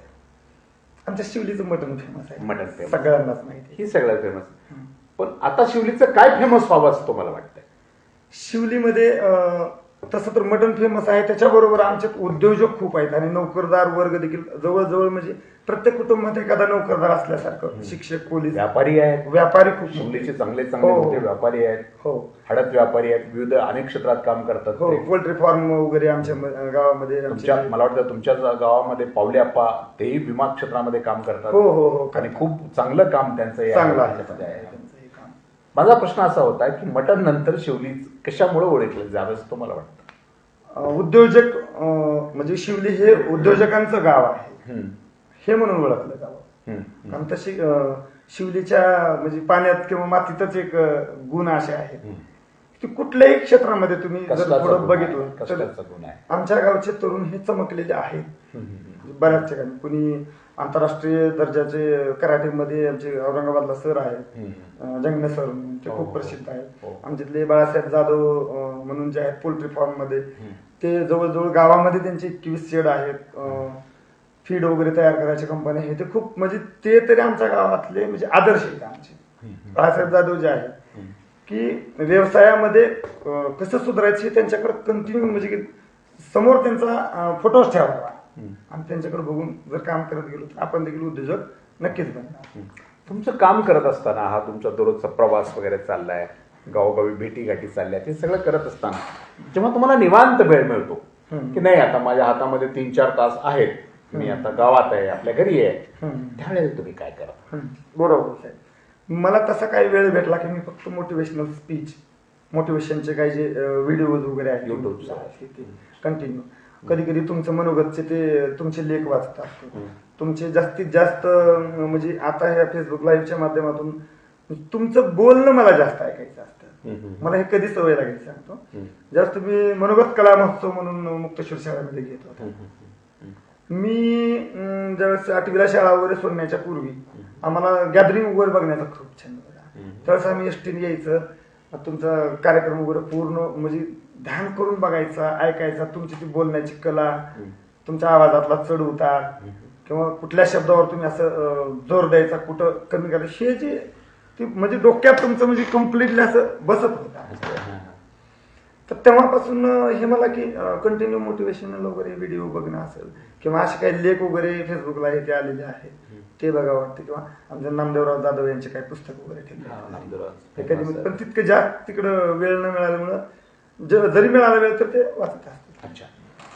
युट्यूबवरचं कार्यक्रम पाहणे किंवा वर्तमानपत्राचे लेख वगैरे वाचणे याशिवाय पुस्तकांच्या जगामध्ये तुम्ही कधी प्रवेश केला का की आपण कादंबऱ्या वाचाव्यात कथा वाचाव्यात का वेळच मिळाला नाही अजून तितकं नाहीच झालं.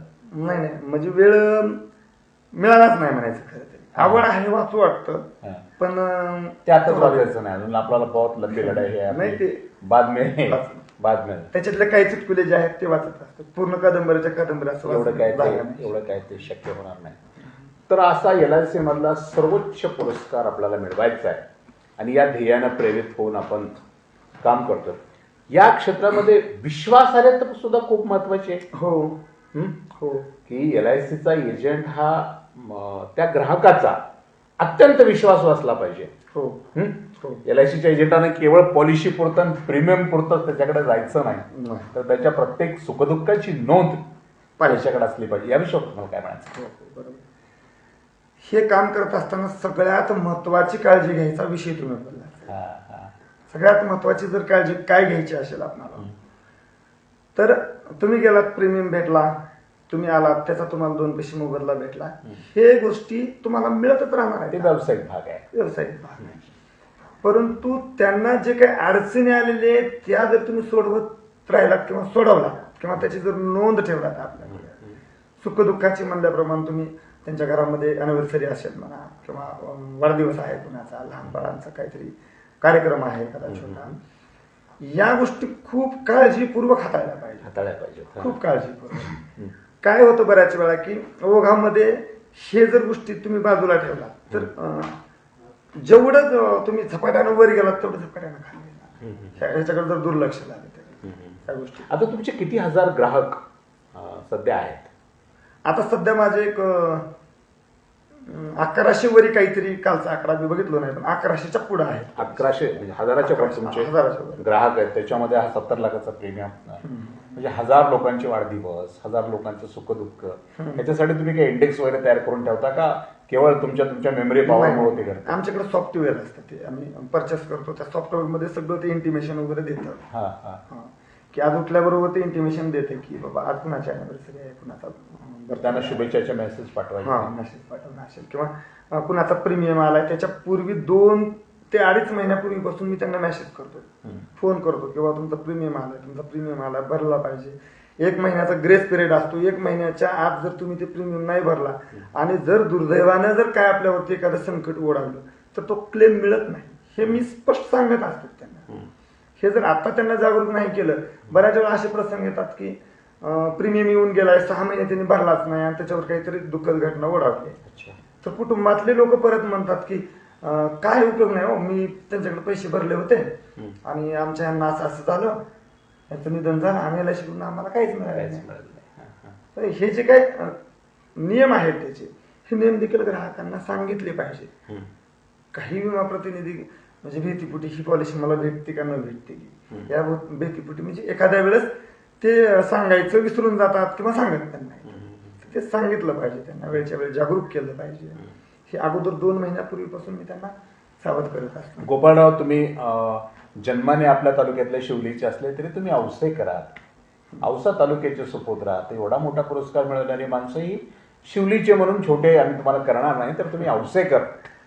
तर औसा तालुक्यातल्या तरुणाला आजच्या या लाईव्हच्या माध्यमातून प्रगतीसाठी तुम्ही काय आवाहन करू इच्छिता? औसा तालुक्यातल्या तरुणांना माझा एकच सल्ला असेल, राजकारण थोडंसं बाजूला ठेवलं पाहिजे. 100% ठेवलं पाहिजे. 24 तास आवाज कुणाचा मनात आपले तरुण बसले, काहीच उपयोगाचं नाही. कारण सत्यता तुम्ही पडताळून पाहिली पाहिजे की उगं कुणाच तर झेंडा घेऊन फिरायचं, हे करायचं, परत मार खायला तुम्हीच आहे. पक्ष कुठलाही असला तरी नुकसानकारी करतात. नसेल तर मग त्याच्यात करिअरच करायचं म्हणून त्याने 100% त्याच्यात झोकून दिलं पाहिजे. नेता तर व्हा. नेता तर कार्यकर्ता राहू नको. उगं ते रोजच आपलं चाललंय काय, आज ह्याची सभा आहे, उद्या त्याची सभा आहे, याला शुभेच्छा, त्याला शुभेच्छा, त्याला श्रद्धांजली, याचा कौतुक. सुरुवातीला तुम्ही फक्त तुमच्या परिस्थिती सुधारवण्याकडे 100% लक्ष घातलं. आर्थिक परिस्थिती पाहिजे, ह्याच्याकडे लक्ष घातलं पाहिजे. ज्यावेळेस तुम्ही म्हणजे संपन्न व्हाल, तुम्हाला ज्यावेळेस वाटलं की बाबा आता आपली परिस्थिती, आर्थिक परिस्थिती खूप, मी कालच तुमचा ते इंटरव्ह्यू ऐकला पोद्दार सरांनी काल बोलता म्हणले की बाबा मी 21 वर्ष झाली मी याच्यामध्ये आहे, माझी खूप परिस्थिती बिकट होती, मी हळूहळू सुधरत गेलो, परंतु कुठंतरी माझ्या पण मनाला म्हणजे की शांती वाटली पाहिजे की बाबा आता याच्यापेक्षा थोडस क्षेत्र बदलू, वेगळं क्षेत्रात गेलं पाहिजे. ते बरोबर आहे, बरोबर आहे. पण अजून तुमची सुरुवात कशातच, आपल्याला रोजगारच नाही, आपण काही 4 पैसे कमवत नाही आणि राजकारणाच्या गप्पा मारतो, त्यामुळे आपल्या आणि आपल्या कुटुंबाचं खूप मोठं नुकसान होतं, असं तुम्हाला म्हणायचं आहे. गोपाळराव, अनेक किस्से तुम्ही सांगत आलात तुमच्या ह्याच्यातली, प्रगतीतले चढ उतार, या सगळ्या गोष्टी सांगत आलात. तुम्हाला माझा थेट प्रश्न असा असेल की काही सुखाच्या गोष्टी सांगा तुमच्या आयुष्यातल्या, की ज्या दिवशी तुम्ही प्रचंड सुखी होता, आनंदी होता, की याच्यासारखा दिवस माझ्या आयुष्यात दुसरा नाही असं तुम्हाला वाटलं. असे किती दिवस आले आणि ते कोणते होते? सगळ्यात मोठा माझ्या जीवनामध्ये जर पहिला आनंद कोणता झाला असेल तर त्या दिवशी माझ्या भावाला नोकरी लागली होती. पहिला. कारण ते परिस्थिती इतकी बिकट आणि पैशाची जी अडचण आहे हे आता कुठंतरी आमची मिटणार आहे, मिटेल. ह्याचा एक विश्वास निर्माण झाला. आणि भावाला नोकरी लागल्याच्या नंतर असं वाटलं होतं की आता आपण जग जिंकलं, आता आपण कुठल्याच गोष्टीची अडचण पडणार नाही. आणि अगदी तसंच झालं साहेब. तिथून पुढे परिस्थिती सुधारतच गेली. म्हणजे तुमचं आणि भावाचं एवढं नातं घट्ट आहे अजून? हो, अजूनही आहे? हो, अजूनही आहे. तुम्ही एकत्र कुटुंब पद्धतीत राहता? एकत्रच राहतात अजून. एकाच चुलीवरच्या भाकरीत दोघं हो, खाता? हो, एकत्रित बसून संध्याकाळचं आमचं जेवण असतं. एकत्रित बसून असतं? म्हणजे आता त्यांनी तिकडेच नोकरीमुळे जेव्हा मी येतील 8-10 दिवस इथे राहतील त्यावेळेस आमचं सगळ्यांचं एकत्रित जेवण असतं. मग त्याच्यात सगळ्या गप्पा निघतात. आमच्या LICच्या निघतात, शाळेच्या निघतात. अच्छा, हा एक आनंदाची ही तुम्हाला सगळ्यात आनंद तुमच्या भावाला नोकरी लागल्यात झाला. याशिवाय आणखीन काय? नाही साहेब, हा तरी आहेच आहे. परंतु ज्या वेळेस मी क्लासेस बंद करून इकडे LICकडे आलो, ते जे मनामध्ये जे भीती होती आणि जे मला साहेबांनी की दाखवून दिले की बाबा तुम्ही LIC ते करू शकता, ज्यावेळेस मी MDRT झालो पहिल्यांदा, तो एक माझ्यासाठी खूप मोठा आनंदाचा क्षण. आता कुठेतरी वाटत होतं की बाबा मी आता स्वावलंबी झालो, म्हणजे माझ्या पायावरती मी आता उभा झालो असं वाटत होतं. तुम्हाला आठवण करून देतो की तुम्ही शिवलीच्या एका तळ्यावर अगदी कामाला म्हणजे बंडिंग टाकायला जात होता. हो, हो, एका तळ्याच्या कामाला बंडिंग टाकायला जात होता आणि तुम्ही एका प्रचंड मोठ्या समुद्रामध्ये बोटिंगही करत होता. विसरलो ती गोष्ट. बोटिंगचे आनंद तुमच्या मनात आहे की नाही? हो, आहे. सांगा, कुठं बोटिंग केली होती? ही आम्ही आता याच वर्षी उन्हाळ्यामध्ये मालवणला वगैरे गेलो होतो. गणपतीपुळे, गोवा एरियामध्ये. हा. तर ते बोटिंग वगैरे केलेली ते मालवण मध्ये आहे. मालवण हे खूप म्हणजे की सुंदर ठिकाण आहे. म्हणजे माणसाच्या आयुष्यात दोन प्रसंग कसे येतात की तळ्यावर मजूर म्हणून काम करणं आणि समुद्रामध्ये आणि जाऊन सक्षम होऊन समुद्रामध्ये बोटिंग करणं. हे लोकांना कळलं पाहिजे की प्रगती केल्यानंतर, कष्ट केल्यानंतर माणसाच्या आयुष्यामध्ये कसे दिवस येतात. ही आठवण मी मुद्दाम करून दिली. आता गोपाळराव हे सांगा की तुमच्या आयुष्यातला अत्यंत दुःखाचा दिवस कोणता? माझ्या आयुष्यातला अत्यंत दुःखाचा दिवस जर कोणता असेल साहेब, की आई वारली, हे तर होताच होता, पण त्याच्यापेक्षाही पुढे जाऊन सगळ्यात जर दुःखद दिवस असेल तर एक 6 महिने किंवा 1 वर्षाच्या आत माझी ताई पण वारली. आमच्या कुटुंबामध्ये आम्ही होतोच किती जण, आई वडील, भाऊ बहीण आणि मी, 5 जणांचं कुटुंब. आई वारली, अगदी लगेच 6 महिन्यामध्ये ताई पण वारली. जो आधार वाटत होता की बाबा आईच्या नंतर मला बहीण आहे आणि ते कमी वयातच ना, तो पूर्ण आधार असतो. सगळ्यात म्हणजे की वाईट दिवस एका पाठोपाठ एक 2 दुःख तुम्हाला झाली. आणि मग नंतर माझी मामा गावातलेच असल्यामुळे आजी वगैरे गावातल्या, दोन्ही केली, आईची ती केली. तर ती आईची आई पण लगेच एक 3-4 महिन्यामध्ये ते पण. अरे बापरे. म्हणजे पाठीमागे एका पाठोपाठ एक दुःखाचे डोंगर तुमच्यावर कोसळले. म्हणजे पाठीमागं कुणीतरी म्हणजे कुणी राहिलंच नाही. की अजून एक दुःख या गोष्टीचं कधी कधी वाटतं की ज्या दिवशी माझा एवढा मान सन्मान सत्कार होतो बाहेर, तो मान सन्मान बघायला जर आई असती किंवा तिने जर म्हणली असती किंवा माझ्या लेकरांना आज हे केलं, हे जे ऐकण्याचे जे हे आहे ते सतत मला वाईट वाटतं त्या गोष्टीचे, की बाबा कुणीतरी मला म्हणावं की बाबा माझ्या लेकरांनी हे केलं म्हणजे शाबासकी द्यावी आपल्या घरच्या. बाहेर तर लोक देतील, शुभेच्छा देतील, सन्मान देतील, पण घरी ज्यावेळेस थकून शिनून जातो त्यावेळेस म्हणलं पाहिजे की लेकरांना हे केलं माझ्या. बरोबर आहे. पूर्ण थकवा निघून जातो. गोपाळराव, या तुमच्या आयुष्याच्या यशाचं श्रेय जर आता द्यायचं झालं तर तुम्ही ते कोणाला देणार? कोणामुळे तुम्ही इथपर्यंत पोहोचले, असा थेट प्रश्न असेल.